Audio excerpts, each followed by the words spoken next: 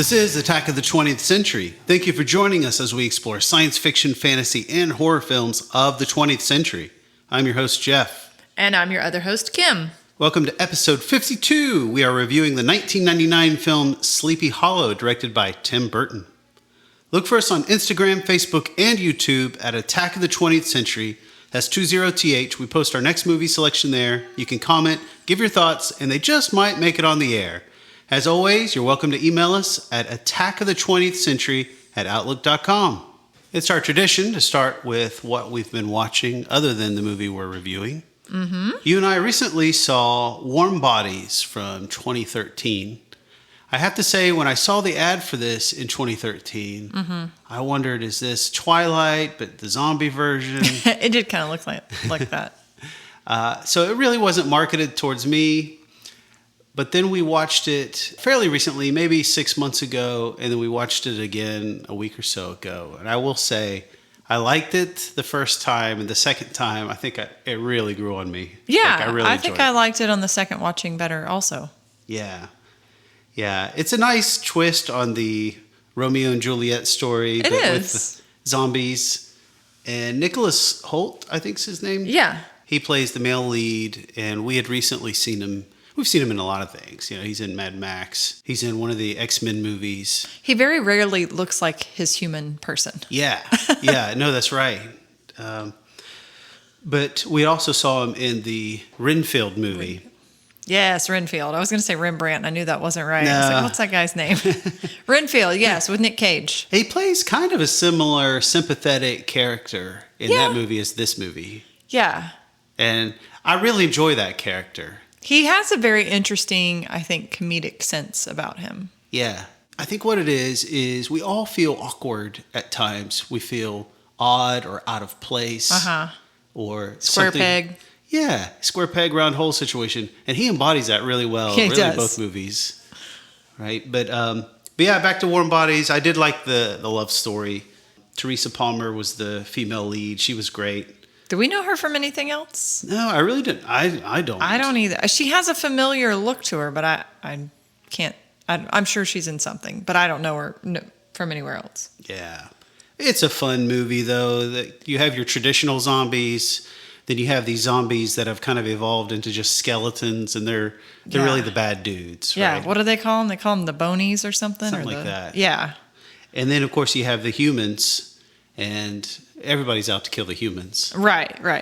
And we find the leader of the humans is John Malkovich, which is our female lead's father in the movie. Yes. And he's John Malkovich pretty much in everything he's in. He's kind of the same kind of guy. John Malkovich is John Malkovich, and he's very John Malkovichian. And I made that word up, but in this film, yeah. He doesn't appreciate the zombies trying to eat his people, as you can imagine. Well, it's funny to me that it's a very dystopian movie. It's post-apocalyptic something, some sort of viral things happen, and most of the planet is populated by humans that have become zombies, and the humans that are not infected have to fight them off, right? So on paper, that doesn't sound like a movie I'm really interested in. Right. Me personally. Yeah. But the love story is so sweet in this movie. Like, it's a very tender, heartwarming, I don't know, almost rom-com, right? Mm-hmm. But with zombies. So I don't know. I actually really enjoyed it. I find it a very tender movie. Yeah. No, I agree.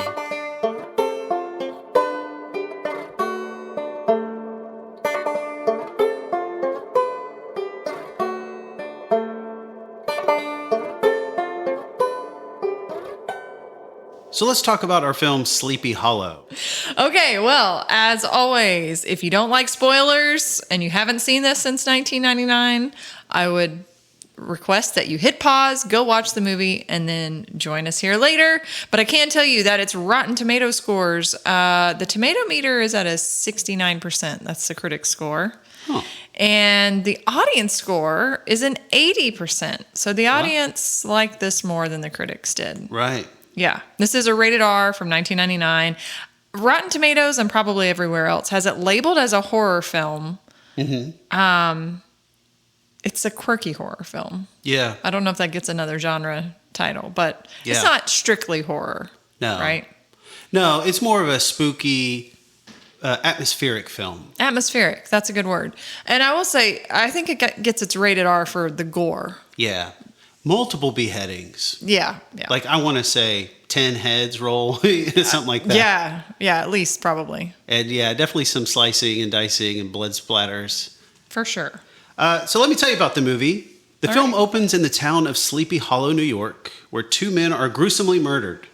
Ichabod Crane, played by Johnny Depp, is a detective who prides himself on using science to solve crimes. Mm-hmm.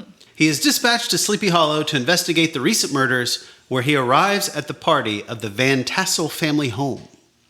We learn of the legend of the Headless Horseman, murdered during the Revolutionary War, who terrorized the woods at night looking for his head. Crane becomes close to young Katrina Van Tassel, played by Christina Ricci, Yeah. who we learn secretly practices witchcraft. This conjures up flashbacks of Crane's mother, played by the beautiful Lisa Marie, who was also a good witch, unjustly murdered by her husband. More beheadings ensue. Katrina and Ichabod happen upon a creepy witch in the woods who directs them to the Tree of the Dead, where the remains of the Headless Horseman is buried.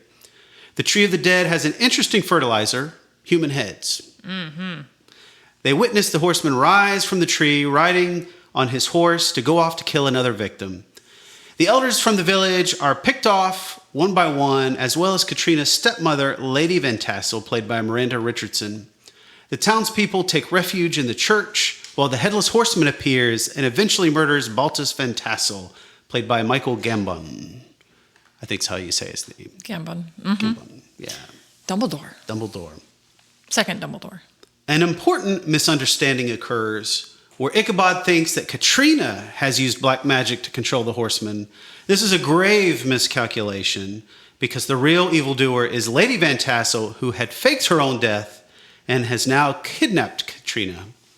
We learn that Lady Van Tassel made a deal with the devil as a young girl to control the Headless Horseman, to take revenge on the people who had evicted her family from their homes and made life difficult on them. Mm-hmm.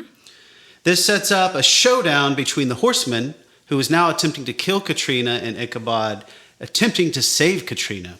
Ichabod obtains the head of the horseman, who then scoops up Lady Van Tassel, gives her a really nasty kiss, and takes her to the next realm under the Tree of the Dead. This is all true. And then they go to New York. And then they go to New York. In Beetlejuice clothes. Yeah, they are in kind of Beetlejuice clothes, aren't they? Yes. So when did you first see this movie?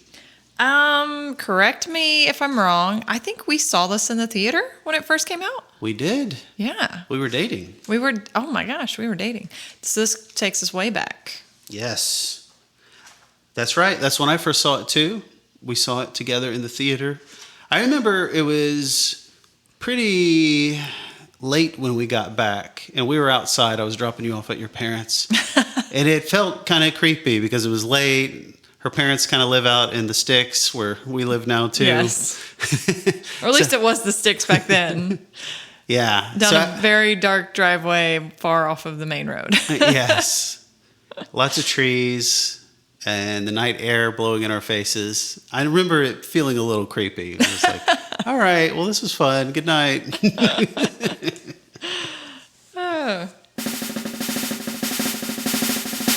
Let's get into our standouts, the things that we find remarkable about this film.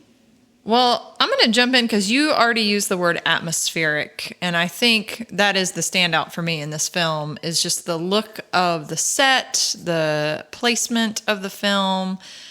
I think it was really well done. Like, it feels like it should be a story about Ichabod Crane, you know. It's interesting because the story, you know, it's written by Washington Irving, the original Sleepy Hollow story. And it would have been, you know, very early America, upstate New York is where this would have happened. And so we assumed, I think, watch it. And it looks like the film set looks like you're in a colonial town in New England, right? Mm-hmm. So I would have thought that's where all of this was filmed. But I think you would look this up. It's actually, they filmed almost the entire thing in England. Yes. So that's very interesting. I think a lot of it was done on a sound stage at Leavesden. And I don't know if that's how you say that, but you know, something like Leavesden Studios. But they also built kind of an outdoor village around it's either Hambledon or Hambledon Estate in Buckinghamshire. Yes. So the village set, like the 12 outbuildings that they constructed, all of that just comes across really well in the film. It looks like it's straight out of, late 1700s. Yeah. So I know we knock on CGI a lot, but these were real buildings they built for the film. And then once the film was done, they had to tear it all down. Man, I hate that they have to tear that stuff down, but yeah, I don't know. It's part of the gig. But I mean, it was so well done that they actually I think they were the Oscar winner for best art direction and set direction, right? Mm-hmm. So, I mean, we're not the only ones that think the set was handled really well and the filming location. They also got an Oscar nomination for best cinematography. Their cinematographer was, I'm going to butcher this name, but Emmanuel Lubezki, maybe? Mm-hmm. That sounds right to me. All right. And the costuming was like pretty much spot on. I mean, I'm not a historian, but their costuming looked really good. Really appropriate for the time period. They got a nomination for that. Colleen Atwood. Actually, did she win? She may have won that one. No, she was just nominated. She was just nominated? Mm-hmm. Okay. And we talked about the special effects too. Now, it's gory. I don't love that about this movie. It is about beheadings, whatever. The Disney version does a good job of you never actually see a beheading, right? So this one, it's Tim Burton, and it's a story about a headless horseman. So he takes full advantage of that. But I will say they're handled well. Mm-hmm. They're gory to the point of like, oh, gross, people are being beheaded, but it's not like watching Saw 3 or something, right? Like right. It's not that gory. Yeah. I think too when they pulled the color out of the movie. Oh, yeah. It's very desaturated. That helped with consuming the gore, I guess. Like that's true. The things you're seeing, it's gory, but it's not like in brilliant color. No, yeah. Which can hurt you or up your gore factor, I guess. But no, that does help. Mm-hmm. And the effects are pretty convincing. Like I didn't see anything. This was in 1999, and obviously we're not really beheading people. Yeah. But I didn't see anything, not even the Headless Horseman, that was like, oh, that CGI didn't hold up. Yeah. Like everything looked, I don't know if it was all practical effects, but there had to have been some CGI because at one point, we see into the roots of the tree where the original Headless Horseman was buried, and all of the decapitated heads that he's been collecting from his victims are in the roots of this tree, and there's blood coming out of the tree. I mean, it's pretty gross, but they looked convincing. Like I wasn't like, wow, those are cartoon heads at the foot of this tree, Like right. It looked really real. Yeah. Yeah, there's not a single moment I can think of in the movie where I was taken out of the picture by the effects. It all looked fantastic. Yeah, it was very well done. Yeah, I don't know if Tim Burton was the first to do that, the whole desaturation. It's definitely continued after that. Well, and it's definitely like his, how you can look at a Wes Anderson film and say, oh, that's a Wes Anderson film. Uh-huh. I think this is quintessential. You can look at it and say, oh, this is Tim Burton, Yeah. Because, if you think about Edward Scissorhands popped in my mind, that's very desaturated. Yeah. Except for when there's pops of color on purpose, right? Obviously, Corpse Bride, that's animated, but has that same kind of sepia gray tone quality to it. Yeah, Blood of Blues. Yeah. And they continued it. Zack Snyder did it with his superhero universe. That's true. With Batman versus Superman and some of those films. Mm-hmm. And then even the latest Napoleon movie, I saw like comparisons of what look like that. Joaquin Phoenix is wearing in real life versus what you see in the film. Because it's like this bright, brilliant blue that he's wearing in real life. Right. But it's all that kind of blackish blue. Muted. Everything's very muted. Very muted. Yeah. So it's definitely, this was a trend-setting film, or at least Tim Burton is a trend-setter director. Definitely. And I do think it gives, especially for historic pieces, it kind of just puts you in that mindset. I think it kind of tricks your eye into like, oh, this is happening 100 years ago, 300 years ago, whatever, because it just feels older. Yeah, absolutely. Another standout I'll throw out is to the cast. What an amazing cast. There's very few films where, let's say if you have a cast of like 30 people, where I know pretty much everybody. I've Yeah. seen them all in something or other. It's a very recognizable cast. A lot of people had just real tiny roles, Oscar winners that had very tiny roles in this movie. Yeah. But let's just start from the top. You got to start with Johnny Depp as Ichabod Crane. I'd read where he had thought about wearing a prosthetic to look more like the character that's in the book. Right. But, he was encouraged, no, just have your handsome face, right? Right. We want to take the quirkiness of the character from the book and put that in the movie. So he is squeamish at the sight of blood. He's a little cowardly. And he's a little zany. Like there's a particular goofiness to his character, right? Yeah. But he still looks like Johnny Depp. Yeah. I mean, Tim Burton's not an idiot. Yeah. Yeah. This is near the height of Johnny Depp's superpowers, right? Exactly. Well, what were his height? Really, what was his height? Well, it spanned a long time. Yeah. Yeah. So if you go back to 21 Jump Street, like Johnny Depp has always drawn a crowd with his face for, decades. So yeah, he was still a handsome dude, but his acting I thought was great. It never took me out of it. I didn't mind that he was different than the cartoon character, and I know you read the book, and we'll get into that a little bit. But I thought he played a nice mix of kind of cold, but then also likable, but still likable. Yeah. They said they were trying to go for that Peter Cushing vibe from the Dracula movies. Oh. So that's why he was more scientific and I could see that. a little cold, a little calculating, Right. but still the good guy. Yeah. I think that's a hard line to walk down, right? Right. He was great.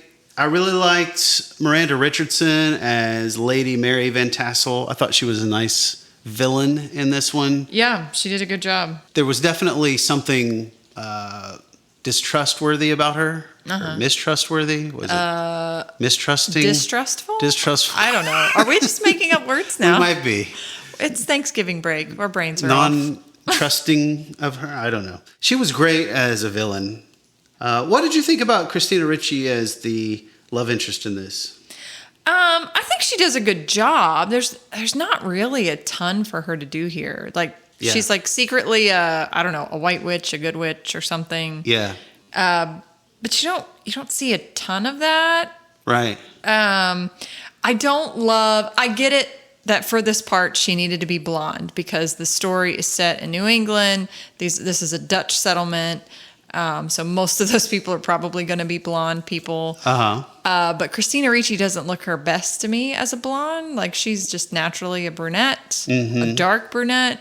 And so, but I will say her being blonde washed her features out. So she kind of matched the rest of Mr. Burton's color scheme. So, she did a fine job. I don't think there was a lot for her to do in this movie. Yeah. Really. Yeah. So we mentioned Michael Gambon playing Baltus Van Tassel. Not a big role in this movie. No, we don't see a ton of him either. I would say this is it could be a setback, but you have all these great actors, and they have very little screen time. Jeffrey Jones, of course, he's been in many movies, but he was in Ed Wood, and he was in Beetlejuice. Christopher Lee is playing the judge. He's the guy that sends Ichabod Crane to Sleepy Hollow. Yeah, he's like a head judge up in New York City and is sending other lesser people like Ichabod out into the countryside. We have the Emperor from the Star Wars series. Right. He has a small role as Thomas Lancaster playing the town doctor and surgeon. He's a little bit cowardly in this movie. Michael Gough, how do you say that? Gough. I mean, I guess it depends on where you're from. Yeah. It's spelled like Van Gogh, but I now know that Van Gogh is not pronounced Van Gogh anywhere but in the United States. So yeah, that's right. So Van Gogh, or this Michael Gough, or Go, or Gow, who knows? Yeah, he's been in several of the Hammer films. Oh, okay. So a lot of this was inspired casting. Tim Burton was a big Hammer fan. He always plays kind of a grizzly old looking guy, yes, right? Yeah. Yes. Then Lisa Marie, we talked about playing Ichabod's mom.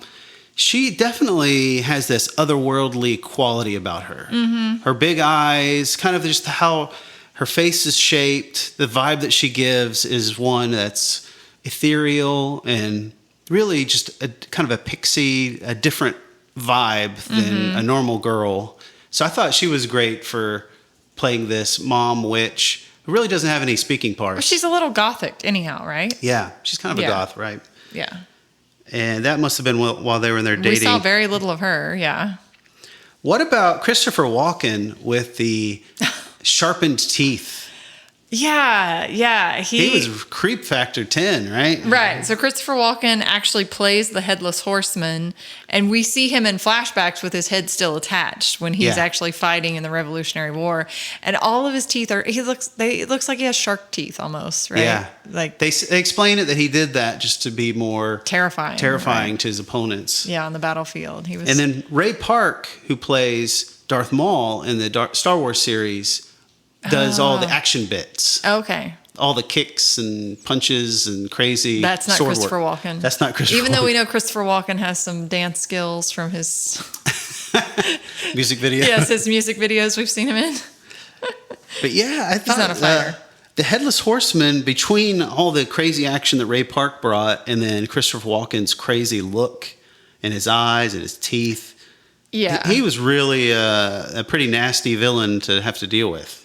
Yeah, but Christopher Walken always has that zany look. I've already used that word a million times. Anyhow, that's the word of the day.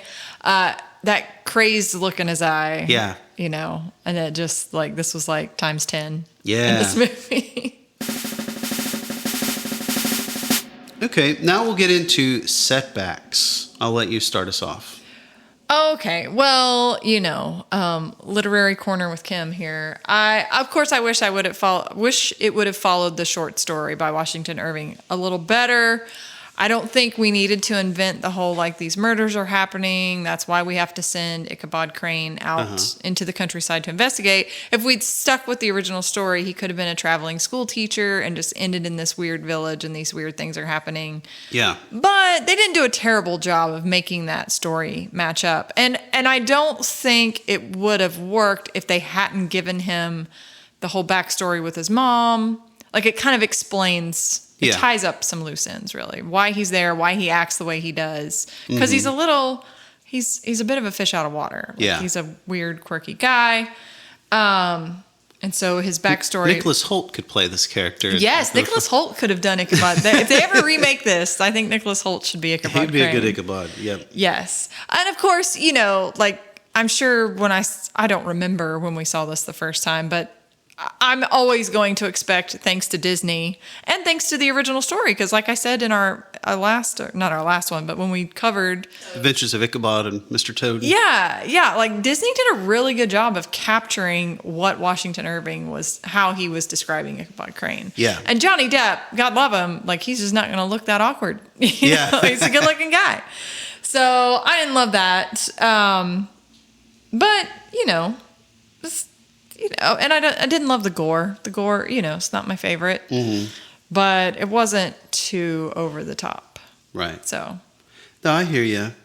Now, you're a big fan of mysteries. Yes. Murder mysteries in particular. Let me ask you something before I get into my setback. Do you like it when you could have figured out the mystery and you could have played along and you could have guessed?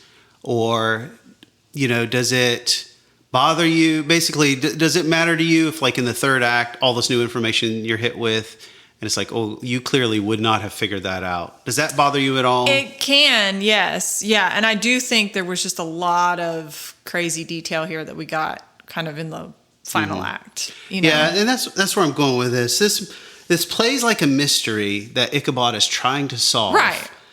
And you want to go along with it. You're along for the ride. I felt like it was a little convoluted in the third act when Lady Van Tassel basically has to tell you the answer to the puzzle. Yeah, exactly. She's got to go through, well, I was actually a little girl, and I made the deal with the devil, and his headless horseman's head was chopped off, and I grabbed his head, and then I could control him, and then I murdered this Mr. Van Tassel's wife, then I became his wife. Like, all this stuff. And really, it was all because she wanted to inherit this property back, right? Because her family used to live on that property way back when. Yes. So there's so many plot lines to tie up. I mean, that should be a test for a scriptwriter. It's like, if we have to get into the third act and somebody has to give a monologue to tie up all of our loose ends, maybe we have too much side plot happening. Yes. Right? Yes. Yeah. No, I agree. That's a setback for this story. If they'd stuck to the original short story, it's all there. Yeah. And you can even let people walk away with that mystery of like, was there really a headless horseman? Or, is this guy just got spooked by reading too many ghost stories? Right. And Brom Bones, took advantage of that. Right. Whereas this was clearly a ghost story. Yeah. A witch story. Good witch versus a bad witch. Good magic versus dark magic. And we have to tie it all up. And I'm fine with all that, but it's just like you said, anytime you have to have a character do 5 minutes of dialogue to explain everything that you've just watched for the last 90 minutes, I don't love that. Exactly. I'm totally tracking with you on that. Okay.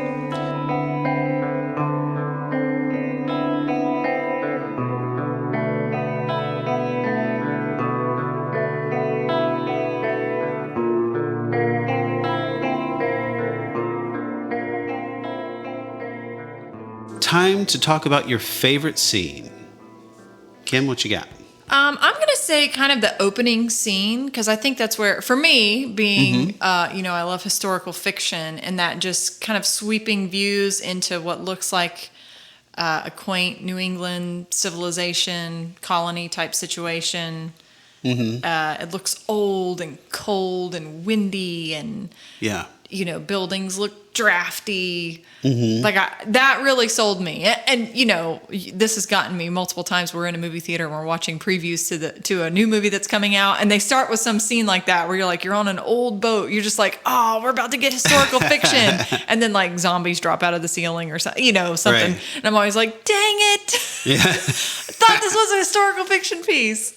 But yeah, so for me, my favorite is just like the set that they use. Like it just looked so old New England. I guess it was actually old England. Yeah. But it works well as old New England. New England. So. No, that's awesome. I really enjoyed all the throwback scenes, specifically to the Disney cartoon.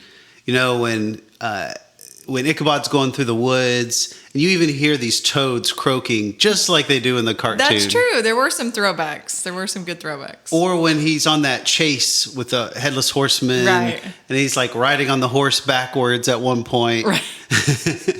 Just the silly stuff they kind of threw back in. Yeah. And then when the headless horseman takes his pumpkin head that's on fire and throws at Ichabod, that's the most memorable scene from the Disney cartoon. Oh, absolutely. So I thought it was great, a great nod to the old cartoon that Tim Burton threw that in. Obviously, I'm a big Hammer horror buff. I liked the callback with that windmill being on fire. Oh, yes. That was a callback to I think one of us even said, watching it this most recent time, we're like, oh, this feels like Frankenstein. That was like the Frankenstein. That was the Universal Frankenstein. Yeah. But just the way they handle this, I think of Hammer horror as being like this type of film. It's horror, but it's more of like gritty, atmospheric, slow storytelling. It's not a slasher film. Not a slasher. It's not really scary. It's not psychological thriller even. Right. Yeah. Right. So it's not a keep you up at night type of film. But no. And I like this kind of stuff. It's a bit atmospheric action film, right? Yeah. With a little gore thrown in. Yeah, exactly. It's time for our final summations of this movie. What say ye, Kim, yay or nay?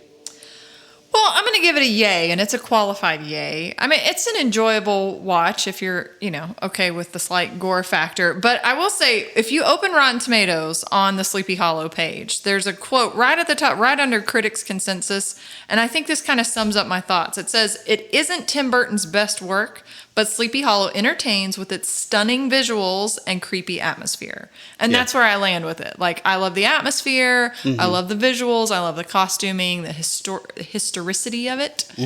Are we making up words again? Maybe. I've heard that word before somewhere, though. So it's a yay for me. Like, you can watch it for that. The plot lines get a little wonky. Yeah. I didn't really feel like it jived.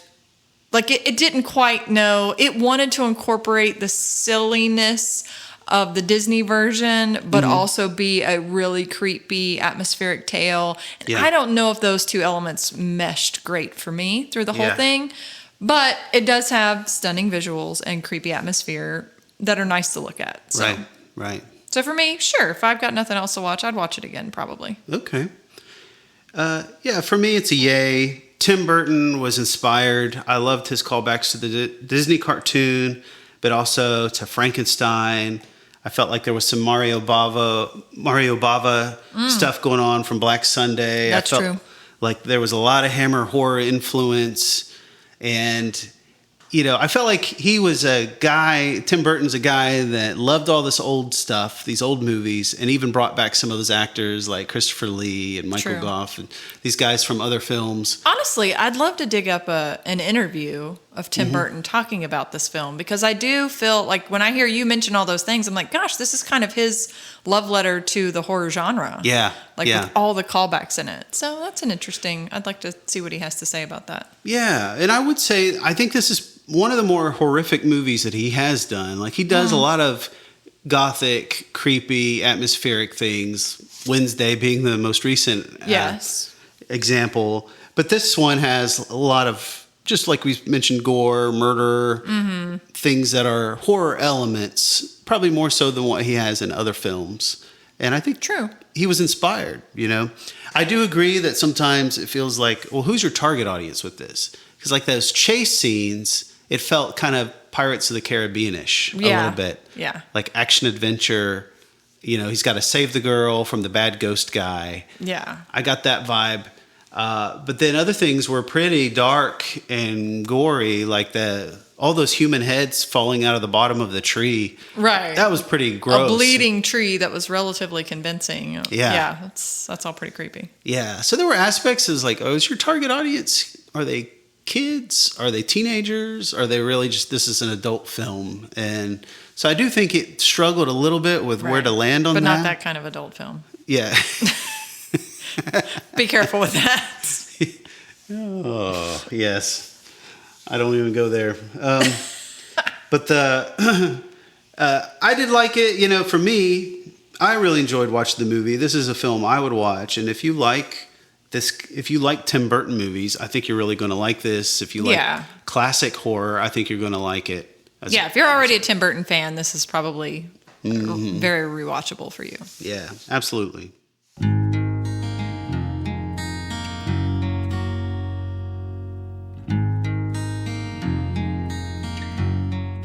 All right, we did have some comments on our Instagram about this film. All right. So Yakbla Dadgumbia, I think's how you say it. Okay. He says, great film with everything you've come to expect from a Tim Burton film. This is Burton at the height of his powers, and along with the great cast, there is fabulous atmosphere and visuals.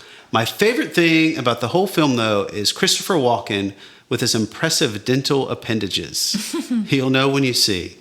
Oh, yeah. Interesting look, for sure. Yeah. Ken Fontenay says, this is one of my favorite films. I watch it every year, at least twice. For some odd reason, I love watching it during the Christmas season. It has a great atmosphere and beautiful sets. I can see, I think there is a kind of commonality between Halloween and Christmas. When it comes to the time of year, snowy, outdoor. If you don't live here in Florida. If you don't live, it is kind of the same in Florida. Well, it's gray outside at least. Like, that desaturation of colors, Yeah. Things have been, it's been dry here, so a lot of things are dead and brown. Mm-hmm. So, yeah, it has that kind of fall into winter. Yeah. It did not feel out of place to watch it here right at the very tail end of November, I'll say that. Yeah. It had a fall It felt okay, right? Yeah. Old but not obsolete said, loved it then, still love it to this very day. So yeah, there are some fans out there. All right, so what are we doing for our next episode? Well, our next episode is the end of the season for us. So we're going to do our annual, we're not doing this, seasonal. Yeah. However often we make these. It has been annual. Has it been annual? Okay. We're calling them seasons. So our awards program we call the Attackies, where we go through everything that we've reviewed this season and hand out fictitious awards to people who will never know that we've given them awards. That's right. But we have a lot of fun doing it. Yes, we do have a lot of fun doing it. Very good. That does it for us. I hope everybody has a great holiday season. And we'll see you next time with our awards show, The Attackies. We'll see you soon. Enjoy your movies and peace out. Peace out.